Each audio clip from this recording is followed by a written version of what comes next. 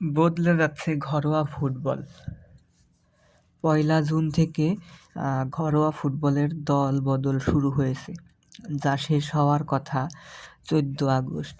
একসময়ে এক মৌসুম শেষ হওয়ার পর দল-বদল শুরু হতো। ৩ মাস বা তার আরও বেশি সময়ের পরে তার পরিবর্তন এসেছে। গত ২ বছর থেকে ঘরোয়া ফুটবল পর্দা নামের এক দিন কিংবা ২ দিন পর পর দল-বদলের কর্মসূচি চলছে।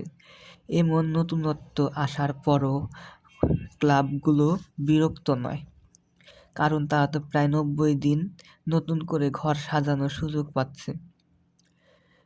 কেউ শক্তিশালী বা মাঝারি মনের দল গড়ছে, কিন্তু আক্ষেপ কারণ নেই।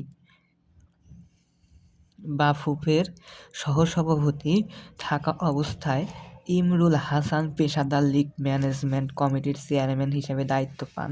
দায়িত্ব নিয়ে ঘরোয়া ফুটবলের আসরে নতুনত্ব আনার পরিকল্পনা আঁকছেন।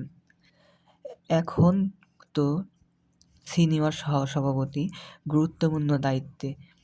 এরপরও ঘরোয়া ফুটবল কীভাবে প্রাণ ফেরানো যায় তা নিয়ে নতুন চিন্তাভাবনা। পেশাদার লীগের যাত্রা ২০০৭ সাল। কতজনই তো লীগ কমিটির চেয়ারম্যানের দায়িত্ব পালন করেছে। কেউ কি গতি আনার চিন্তা করেছেন? ইমরুল হাসানকে দেখা যাচ্ছে পুরাতন রীতি ভাঙতে, দল বদলাতে তার কমিটি। এমন সময়